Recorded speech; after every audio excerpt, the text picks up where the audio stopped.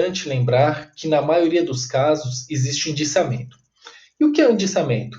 É o ato pelo qual a autoridade policial, ou seja, o delegado de polícia, na maioria dos casos, entende que determinado suspeito passa a ser o foco subjetivo das investigações.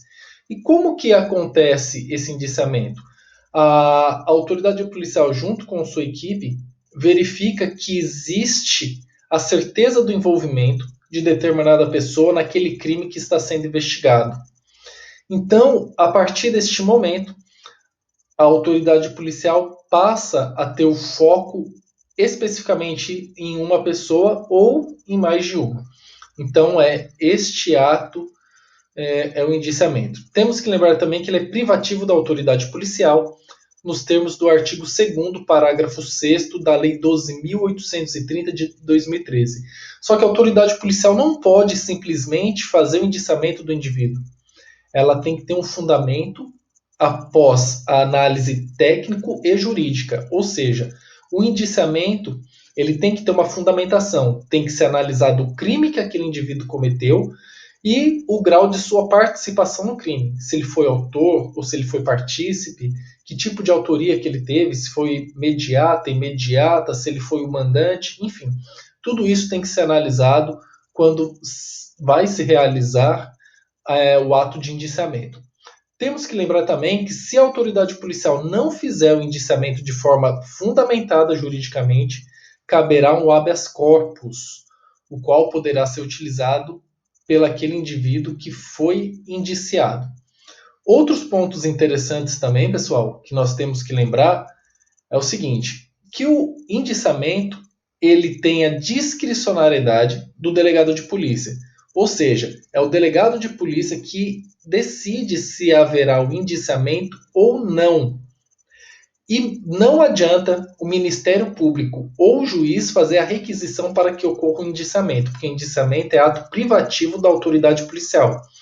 Mesmo se o Ministério Público ou o juiz fizer a requisição para que seja realizado o indiciamento, a autoridade policial não fará, porque é um ato privativo do delegado de polícia. Temos que lembrar também que só pode ocorrer o indiciamento no momento da investigação policial, ou seja, lá no momento do inquérito. Aí sim pode ocorrer o indiciamento. Caso o inquérito seja encerrado e seja enviado os autos ao Ministério Público, não é mais possível fazer o indiciamento em relação àquele fato, em relação àquele crime. Entretanto, se surgirem novas provas, ou seja, provas materialmente novas, sobre outros crimes conexos ou sobre outros indivíduos que eventualmente tenham participado da ação criminosa, aí sim, pode-se continuar fazendo as investigações e haver um novo indiciamento relacionado a estes novos fatos. Outro ponto interessante também, pessoal, é que o indiciamento ele pode ser direto ou indireto. Direto, o agente está presente de alguma forma no inquérito policial, ou seja, ele já foi ouvido ou tem como ser localizado, então esse é o indiciamento direto. Já o indiciamento indireto, o indivíduo encontra-se ausente, foragido ou em lugar que ninguém sabe, ou seja, ele não foi localizado. Ele pode ser indiciado? Pode, sem nenhum tipo de problema. Só que esse vai ser um indiciamento indireto.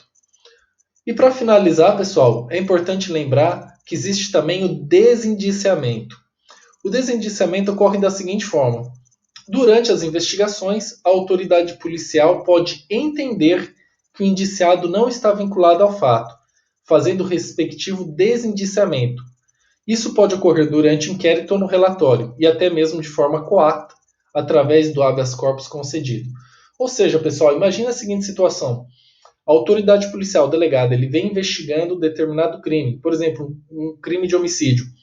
Entende que determinada pessoa é suspeita de ter cometido aquele crime. Só que durante o inquérito policial, ele vai buscar as imagens do crime. E verifica que, nas imagens do crime, aquele indivíduo que cometeu o fato delituoso não tem as mesmas características daquele indivíduo que ele suspeitava. As características físicas são muito diferentes e não consegue relacionar a participação daquele indivíduo que estava indiciado naquele crime. Neste caso, o que pode acontecer? Ocorreu desindiciamento daquele indivíduo e assim prosseguir com as demais diligências para se apurar a verdade. Espero ter colaborado aí com vocês. Até a próxima.